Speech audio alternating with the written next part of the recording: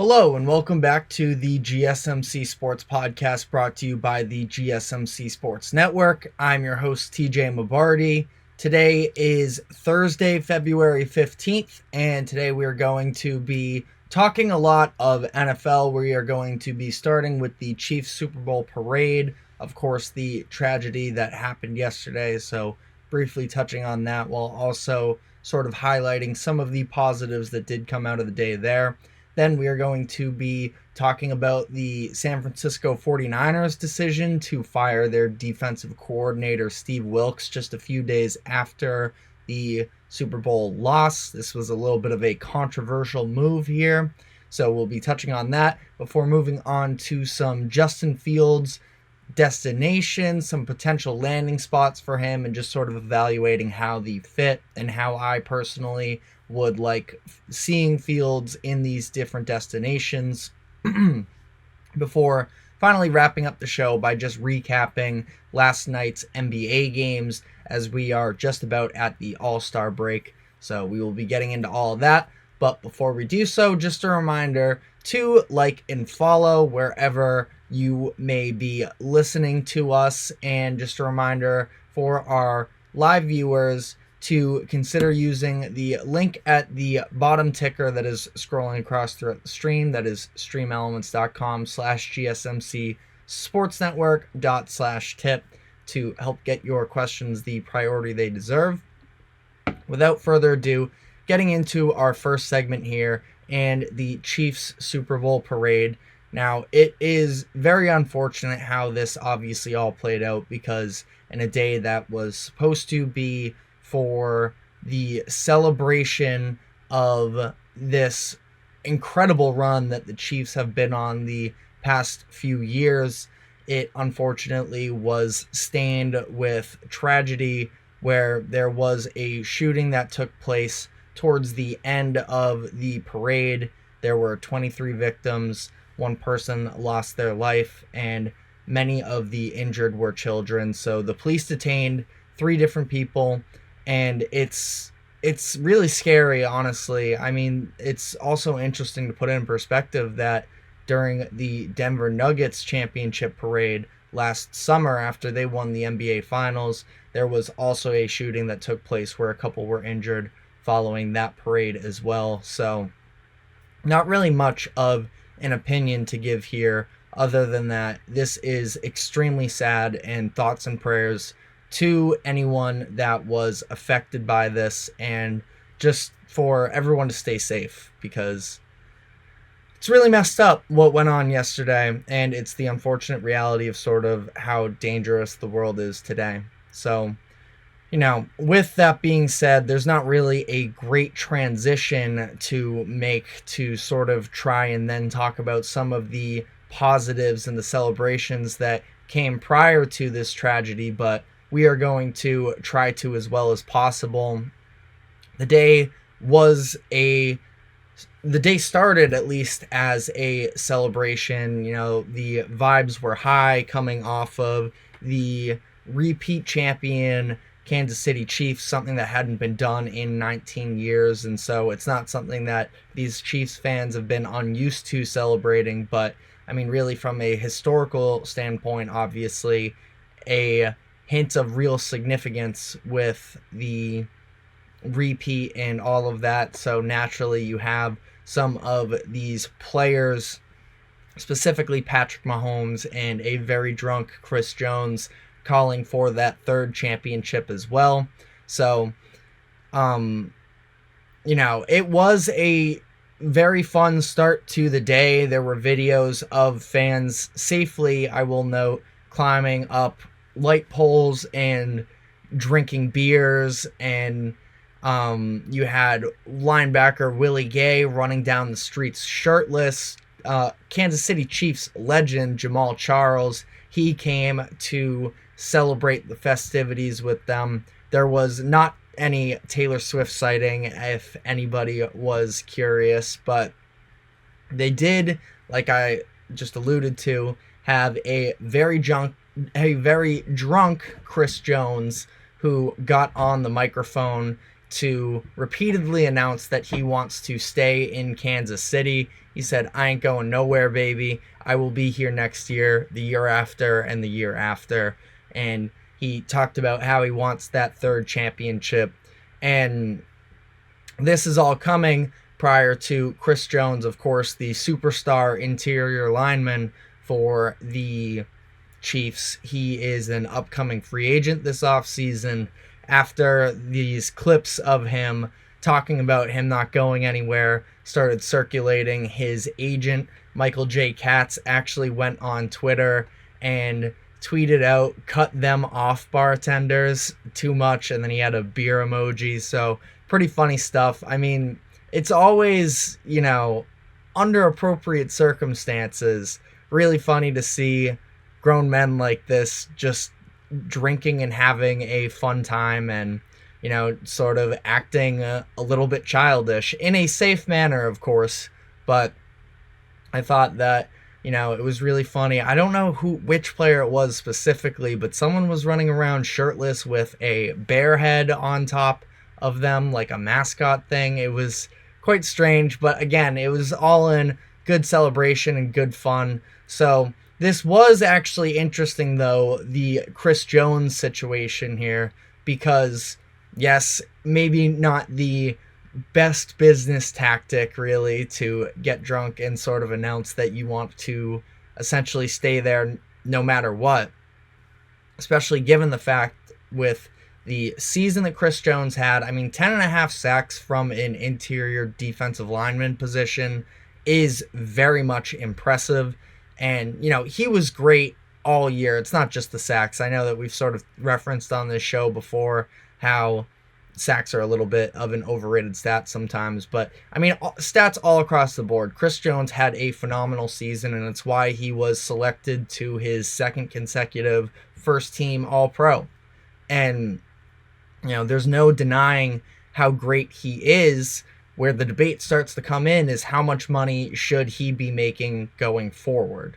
Because he is maybe on a class of his own now at this point as far as interior linemen. We've seen an older Aaron Donald over the past couple years, but Chris Jones has had, maybe not Defensive Player of the Year impact like that, but pretty close to what Aaron Donald was able to put out all those years when he signed his record-breaking contract a few years ago. So that's sort of what I wanted to reference here to put things into perspective.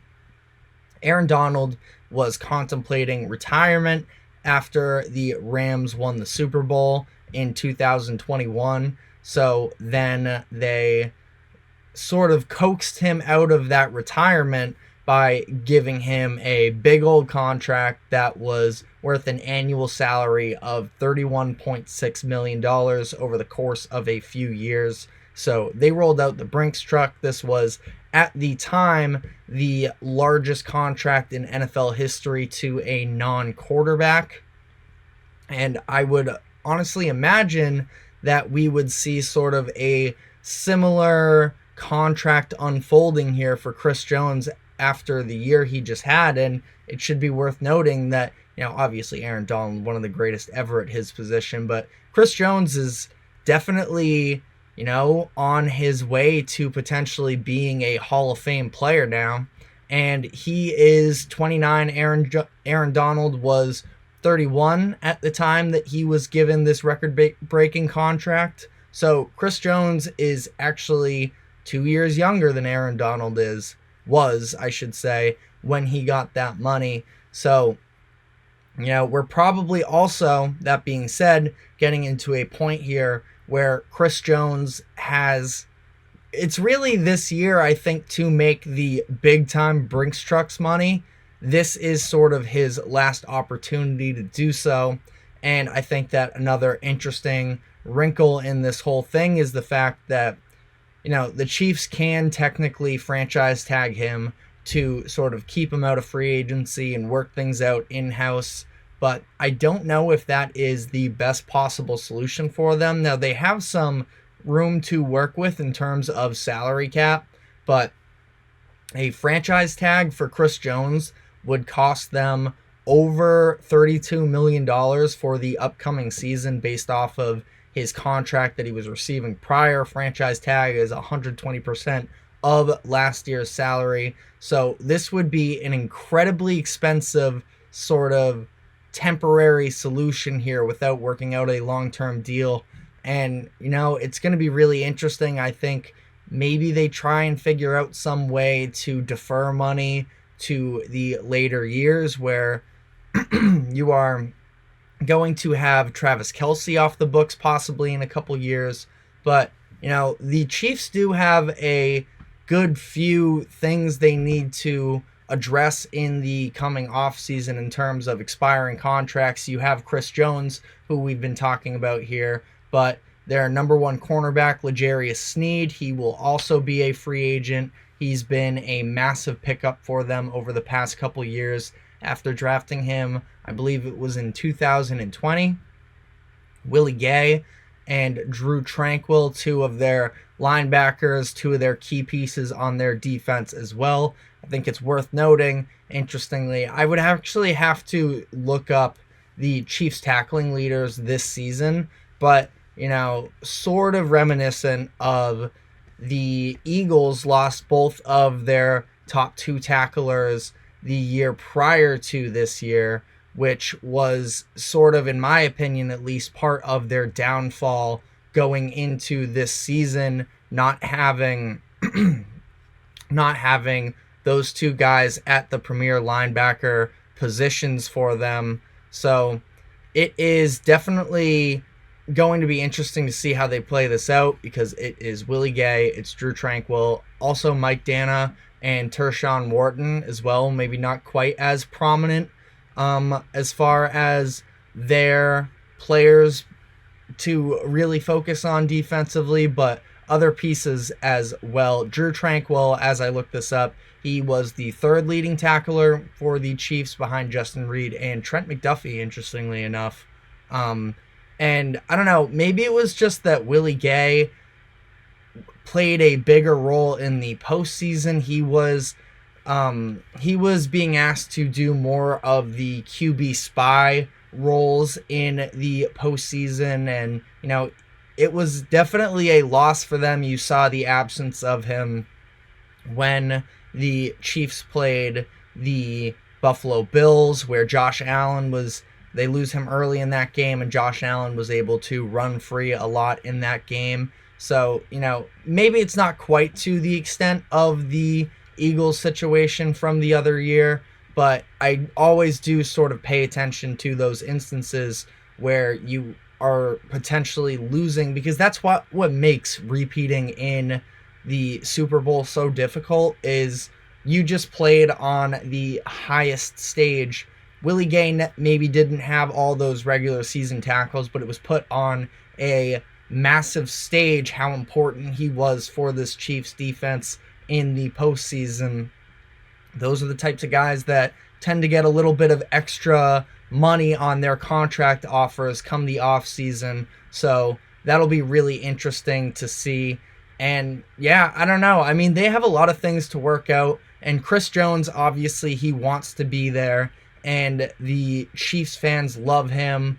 The Chiefs GM was talking about how much of an integral part of their franchise and their defense and their team's personality as a whole Chris Jones has been over the past few years. So it is definitely going to be a priority of sense to try and work this out with Chris Jones, but I sort of have a little bit of doubts in terms of what sort of cap flexibility they're going to have. Again, not that they're at a total lack of cap room come this offseason, but they have things that they need to address, and Chris Jones is maybe on pace to have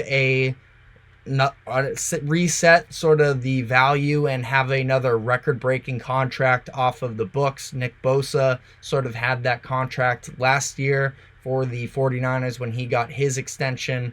We will see how this sort of plays out with Chris Jones, because, winning on that level especially is something that I will never even be able to remotely understand how it feels. So, it can't be understated, the desire to win.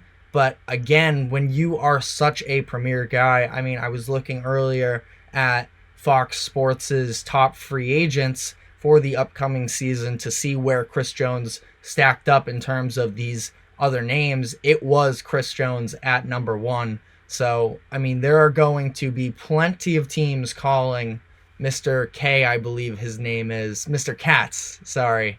Plenty of teams calling Mr. Katz, trying to figure out what kind of a contract they could work out with Chris Jones. And, it's interesting again because Kelsey is going to be off the books, at least for the cap hit that he currently holds in the next couple seasons. You still have Mahomes eating up just about 25% of your cap space as a whole. So that's where it gets a little bit difficult, I think, for a team that is trying to consistently be winning Super Bowls to go and dish out over $30 million, let alone $32 plus million to a defensive tackle. And again, it's not at all understating the importance and the skill of Chris Jones, the player, but just a little bit at least of positional value. You have to weigh how you want to play this out. Maybe they just try and skate by with McDuffie. They let L'Jarius Sneed slide. I'm not sure yet. We will have more answers as time comes. But on that note, we are going to be taking our first break. And when we come back on the other side, we are going to be reporting on some very interesting news that came out of the 49ers organization yesterday. So stick with us. We will be right back.